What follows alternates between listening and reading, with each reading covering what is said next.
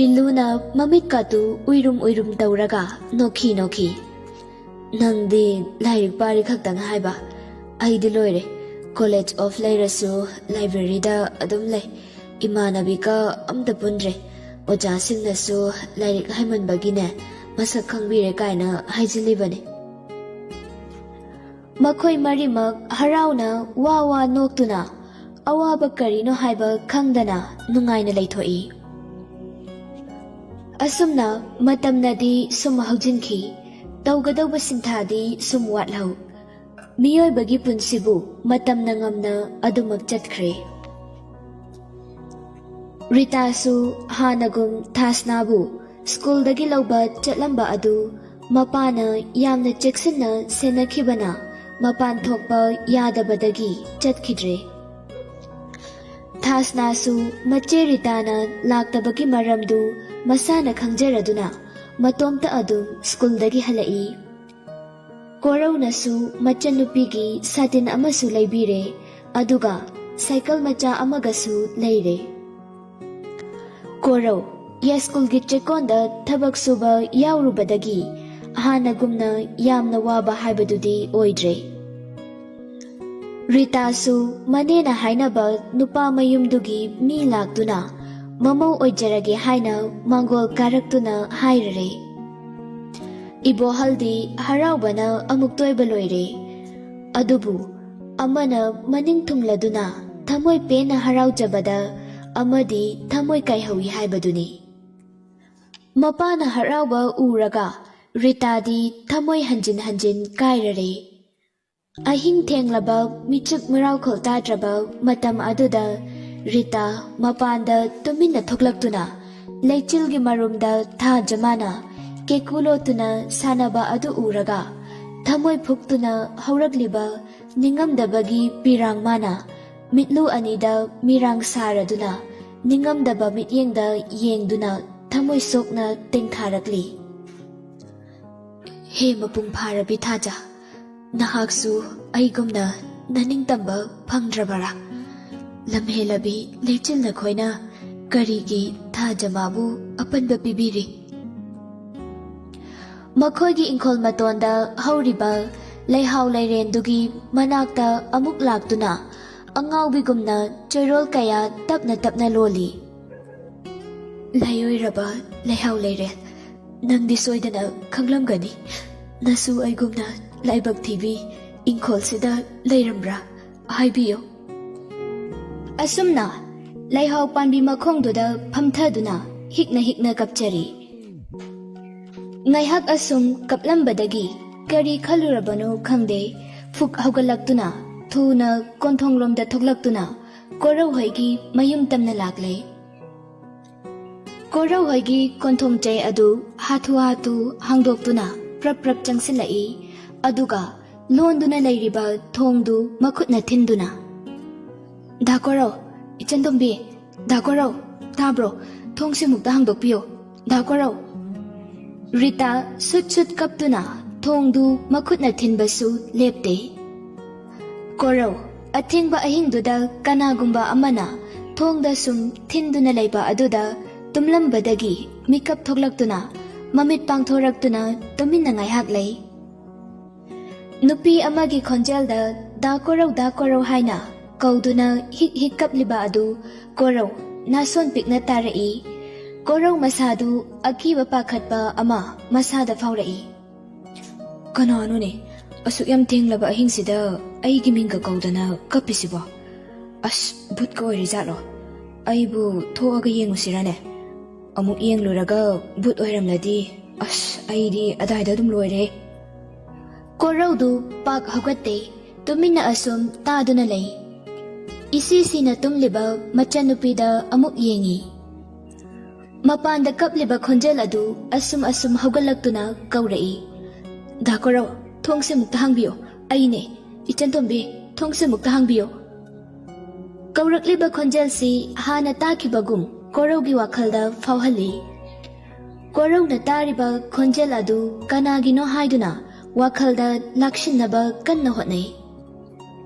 Korau ningsinglakle Magi thawai oiriba Ritagi ningamdraba khonjelni haiba khanglakladuna phamungdagi yamna thuna kumtharaktuna mairi pikna leithaduna thaliba thangmai lantarna adu makhutna paikhattuna mairi du khara ngana leikhatlaga thoklaktuna thongdu hangi thongdu hek hangbaga Rita imungda fat changsillaktuna thongdu sat lonsili Koraudi Rita na tauriba mawong adu mangumna thokle Korauna Bem Karino nangna tawraklisibo asuk yamna thenglaba hingsida yumda kaidongno bayawrage nangbo Koraudi Rita ga atopa nupa amaga luhongnaba thaurang tauri haibasi khangba natri Rita na kaplaga Dakoro nang aibu kayam nungsige hayo dakoro Korauna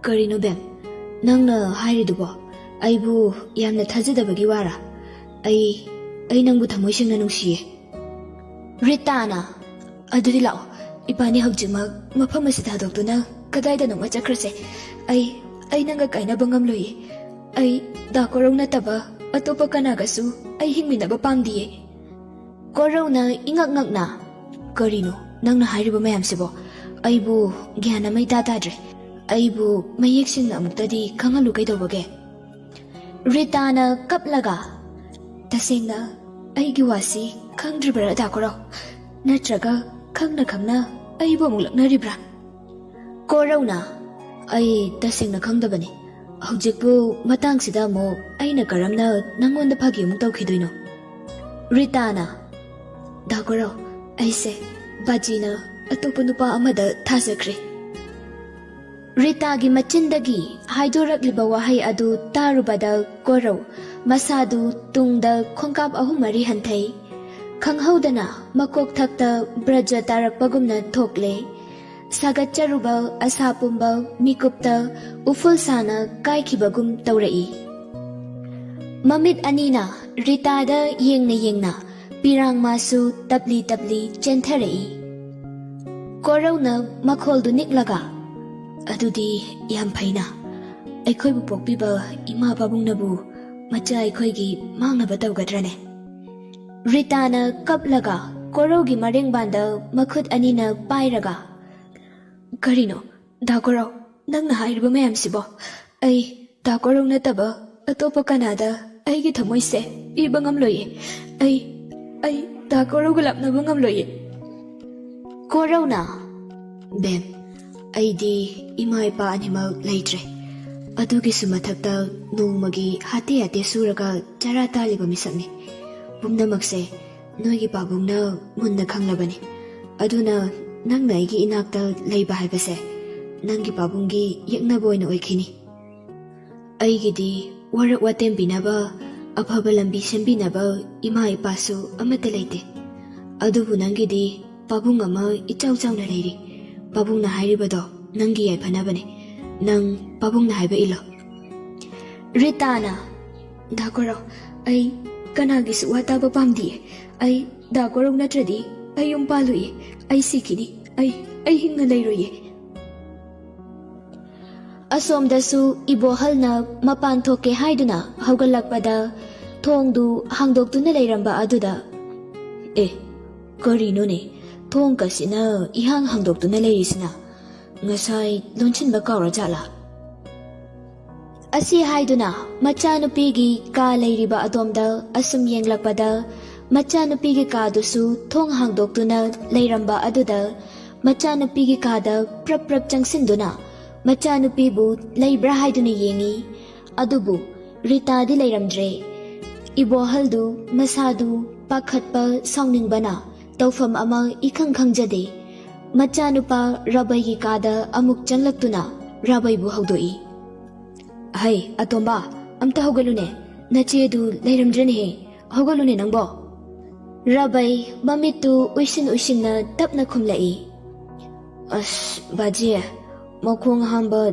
changlamni ba o ahingsi phawdi senabado khara lepu kaidorage Ibohalna sauna Nang wayang ningra ha hawgalo hairadi kok hawgaluduna Asi haiduna magi chaisuduna machanupa Rabaygi mathunda amuktang satlauna chingi. Rabay khangpret khangna phallauna phamungdagi chongkhatlaga mathunda makhutna paisinduna peri peri tauraga. Kaino baje mina tumlingai sida thun sida chaiduna adu yamna kana kalaidubo ngawrbu bajibo mi ngawraga chatlam loitraba aina ngawraga chakhradi kanana bajigi sewa tawbine baji nang yam phatte ko nang ibo halna nang amuka santhara ko haibro chabeng yam ngangning brabo nache do leiramdre amukta thiru silaw haibani ne Rabaidu tanna phamungdagi kumtharaktuna athengba ahingduda mapaga loinana mache thiba lae Rabaina asuk yam thengla sida kanagi mayumdano akhoina muk thiruduisibo ai dibako pelehe ibo halna magi lepham ai khangi law ai gi tung ilo Rabaidu uirum tawduna mapagi matung sum inaduna chatli Ibohal korau hoida atamnana sauna lai Rita su kaptuna adumak leiri korau su Rita bu nungsijaruba kaubanina Rita da fauriba thamoigi maichaktu mangonda faudabadi nate nungsijabi magidamak lengdana khongpham chetna lepchabadi ngamkhibayai adubu pambom tingthoktuna ichang thaurubadi ngamjade Korauna tapna Bem yumda halo Mina khangna kradi nangbu mina phajana ngangna bikhiroi Babungna ninglibado thunghanbana pumnamaki yaifaba oigani Rita kaplambadu lepnaga Korauda ningamdaba mityengna yenglaktuna hairai Madura nupa oibana khoigi lamchat nupi oibisingi cheksilaklaba matamda namai leiduna chenba ngamba adumna tawgadaba leirabadi Karigi aibu nungshiba tambiri hayo nang aibu nungshidrobo da korau na nungsidiye ai nangbu nungsidiye isagi phibam khangdana thamoida phaurakpa nungshiba mabu phathajaba ngamdana nafamda phongdokluba aigi iralni law ai nangbu thinbigela asi haiduna Ritagi khudangdu paiduna chingi Ritana kaplaga Adumain tawbiganu dakoro ai chatpa ngamloye Korauna namdana thongdo hangdoktuna chingthorakpada ibohal korauda sauna mamittu khani yengduna leirami Rabaisu mapagi matungda lepli Korau ibohalbu ubada masada yamna pakhatpa ama faurami Ritasu adumangai mapana adumna sauna leptuna leiramba aduda kibana loikre Ibohalna koraugi manakta thuna changsilaktuna koraugi mamaida khupakna kanna thai aduga minnai macha nangumbana su aigi ichanupibu phagadobagi hotnajaba sai nangdine aigi khongyagi ifulsina faw hena mamalai haibase nang nasana khangjiba karigino ha amukka su handuna khupakna thajili koraudu karisu haidana Mamitta I kaduna nonthaduna lay Ritana koraugi mamangda leptuna makhut ani lonaraduna kaplaga Baji mabu phubiganu magi maral karisu laitiye aina yumsida laktuna laibane mangonda phubiganu baji Ibohalna machanupigi lukhamgi masamduda kanna pairaga Hai lamhenbi nang wanganglakanu Rabai nachesi phajilo Asi haiduna Rabaygi manakta Ritabu mangak sampaiduna insili Rita kurukuda kunduna tusili Rabayna machebu tapna chingkhatpiduna makut khudangda chetna paisinduna phaduna thami Ibohalna korauda munna yenglaga Nangumba mathong maram khangdaba mi macha nangnasu aigi chanupibu phage toba khangbra nang Asi haiduna magi chaisuduna koraugi makhut makhongda pangkanda kanchili maduna su pendraduna koraugi mamaida su kinna hanjin thinjili adubu korau ahanduda makhut sukhan hande machanda su nai kauba sukhai haide Ritadi mapana korauda adumna thina phubiba adu ubada ꯆꯩꯅꯥꯗꯤ ꯃꯉꯣꯟꯗ ꯐꯥꯎꯕꯒꯨꯝ ꯇꯧꯔꯦ꯫ ꯀꯞꯇꯨꯅ ꯌꯥꯔꯦ ꯇꯣꯛꯂꯣ ꯃꯉꯣꯟꯗ ꯐꯨꯕꯤꯒꯅꯨ ꯍꯥꯏꯅ ꯂꯥꯎꯖꯕꯁꯤ ꯅꯠꯇꯅ ꯆꯪꯁꯤꯟꯗꯨꯅ ꯈꯥꯝꯖꯕꯗꯤ ꯉꯝꯖꯗ꯭ꯔꯦ꯫ ꯐꯨꯕ ꯌꯥꯕ ꯐꯨꯔꯕ ꯃꯇꯨꯡꯗ ꯏꯕꯣꯍꯜꯅ ꯉꯁꯤꯗꯒꯤ ꯃꯤꯀꯨꯞ ꯑꯁꯤꯗꯒꯤ ꯑꯩꯒꯤ ꯏꯆꯥꯅꯨꯄꯤꯒꯤ ꯋꯥꯈꯜ ꯊꯥꯗꯣꯛꯀꯗꯧꯕꯅꯤ꯫ ꯑꯩꯒꯤ ꯏꯆꯥꯅꯨꯄꯤꯁꯦ ꯏꯅꯥꯛ ꯀꯩꯔꯥꯛ ꯈꯨꯟꯕ ꯏꯃꯨꯡ ꯑꯃꯗꯅꯦ ꯆꯥꯎꯅ ꯊꯥꯖꯈ꯭ꯔꯕꯅꯤ꯫ ꯀꯔꯤꯒꯨꯝꯕ ꯑꯩꯅ ꯍꯥꯏꯔꯤꯕꯁꯤꯗ ꯊꯧꯑꯣꯏꯗꯗꯅ ꯑꯩꯒꯤ ꯃꯥꯌꯣꯛꯇ ꯂꯦꯞꯂꯛꯀꯦ ꯈꯜꯂꯕ ꯅꯪꯕꯨ ꯑꯩꯅ ꯍꯥꯠꯇꯣꯛꯀꯗꯧꯕꯅꯤ꯫ ꯀꯣꯔꯧ ꯃꯆꯤꯟꯗꯒꯤ ꯇꯥꯔꯛꯂꯤꯕ ꯏ ꯑꯗꯨ ꯃꯈꯨꯠ ꯈꯨꯗꯣꯝꯕꯤ ꯑꯗꯨꯅ ꯇꯞꯅ ꯇꯩꯊꯣꯛꯂꯒ ꯅꯣꯛꯃꯤ ꯅꯣꯛꯃꯤ ꯇꯧꯗꯨꯅ ꯍꯥꯏꯔꯛꯏ, ꯏꯄꯜ, ꯇꯥꯏꯕꯪꯄꯥꯜ ꯑꯁꯤꯗ ꯃꯤ ꯑꯃ ꯑꯣꯏꯅ ꯍꯤꯡꯖꯔꯤꯕ ꯂꯥꯏꯔꯕ ꯑꯩꯈꯣꯏꯕꯨ ꯌꯥꯝꯅ ꯍꯟꯊꯅ ꯎꯕꯤꯕꯁꯤ ꯆꯨꯝꯗꯕ꯭ꯔꯥ ꯍꯥꯏꯅ ꯈꯟꯖꯩ꯫ ꯃꯃꯜ ꯌꯥꯝꯕ ꯈꯣꯡꯖꯤꯗꯣ ꯃꯥꯒꯤ ꯁꯤꯖꯤꯟꯅꯐꯝꯗꯤ ꯈꯣꯡꯗ ꯑꯣꯏꯕꯅꯤ, ꯑꯗꯨꯕꯨ ꯂꯨꯄꯥ ꯄꯤꯕ ꯃꯃꯜ ꯍꯣꯡꯕ ꯕꯤꯟꯗꯤꯗꯣ ꯃꯥꯒꯤ ꯁꯤꯖꯤꯟꯅꯐꯝꯅ ꯂꯥꯏꯕꯛꯇ, ꯑꯗꯨ ꯑꯩꯍꯥꯛꯅꯁꯨ ꯅꯥꯄꯜ ꯇꯧꯕꯤꯒꯅꯨ꯫ ꯏꯕꯣꯍꯜꯅ ꯀꯔꯤ ꯅꯪꯒꯨꯝꯕꯅ ꯑꯩꯉꯣꯟꯗ ꯄꯥꯎꯇꯥꯛ ꯄꯤꯕ ꯅꯠꯇꯤꯛꯂꯥ? ꯑꯁꯤ ꯍꯥꯏꯗꯨꯅ ꯏꯕꯣꯍꯜꯅ ꯀꯣꯔꯧꯗ ꯈꯨꯄꯥꯛꯅ ꯊꯥꯒꯦ ꯇꯧꯏ꯫ ꯀꯣꯔꯧꯅ ꯏꯕꯣꯍꯜꯒꯤ ꯃꯈꯨꯠꯇꯨ ꯇꯥꯞ ꯐꯥꯔꯒ ꯁꯥꯎꯅꯤꯡꯕꯒꯤ ꯃꯌꯥꯏꯗꯨꯅ ꯐꯥꯊꯕ ꯉꯝꯗ꯭ꯔꯗꯨꯅ ꯈꯨꯇꯨꯝ ꯆꯦꯠꯅ ꯇꯥꯁꯤꯟꯗꯨꯅ ꯏꯕꯣꯍꯜꯒꯤ ꯃꯃꯥꯏꯗ ꯀꯤꯟꯅ ꯊꯤꯟꯒꯦ ꯍꯥꯏꯗꯨꯅ ꯃꯈꯨꯠꯇꯨ ꯍꯦꯛ ꯊꯥꯡꯒꯠꯂꯛꯄꯒ ꯀꯣꯔꯧꯒꯤ ꯇꯨꯡꯂꯣꯝꯗꯒꯤ ꯊꯥꯁꯅꯥꯅ ꯇꯥꯆꯧ ꯑꯁꯨꯝꯅ ꯀꯧꯔꯛꯏ꯫ ꯀꯣꯔꯧ ꯃꯆꯟꯅꯨꯄꯤꯒꯤ ꯈꯣꯟꯖꯦꯜ ꯑꯗꯨ ꯇꯥꯕꯗ ꯃꯥꯏꯊꯣꯡꯗ ꯄꯨꯔꯝꯕ ꯑꯁꯥꯎꯕꯒꯤ ꯁꯛꯐꯝ ꯑꯗꯨ ꯈꯪꯍꯟ ꯍꯟꯖꯤꯟꯈꯤ꯫ ꯊꯥꯡꯒꯠꯂꯝꯕ ꯃꯈꯨꯠ ꯑꯗꯨ ꯇꯞꯅ ꯊꯥꯗꯔꯛꯇꯨꯅ ꯃꯆꯤꯟꯗ ꯇꯩꯔꯤꯕ ꯏ ꯑꯗꯨ ꯊꯨꯅ ꯇꯩꯊꯣꯛꯆꯩ ꯃꯆꯟꯅꯨꯄꯤꯅ ꯎꯈꯤꯗꯅꯕ, ꯑꯗꯨꯒ ꯏꯄꯜ ꯌꯥꯔꯦ ꯌꯧꯕꯤꯔꯣ ꯑꯁꯤ ꯍꯥꯏꯔꯝꯂꯒ ꯇꯨꯡꯗ ꯑꯣꯟꯁꯤꯜꯂꯛꯇꯨꯅ ꯃꯣꯃꯣ ꯅꯣꯛꯇꯨꯅ ꯃꯆꯟꯅꯨꯄꯤꯗ ꯌꯦꯡꯂꯒ, ꯏꯆꯟꯇꯣꯝꯕꯤ ꯅꯪ ꯃꯤꯀꯞ ꯊꯣꯛꯂꯛꯑꯕꯣ? ꯊꯥꯁꯅ ꯃꯈꯨꯠꯅ ꯃꯃꯤꯠꯇꯨ ꯅꯣꯏ ꯅꯣꯏꯗꯨꯅ ꯊꯣꯛꯂꯛꯑꯦ ꯇꯥꯆꯧ, ꯑꯗꯣ ꯀꯩꯒꯤꯅꯣ ꯑꯩꯈꯣꯏꯗ ꯃꯤ ꯃꯌꯥꯝ ꯂꯩꯔꯤꯁꯤꯕꯣ?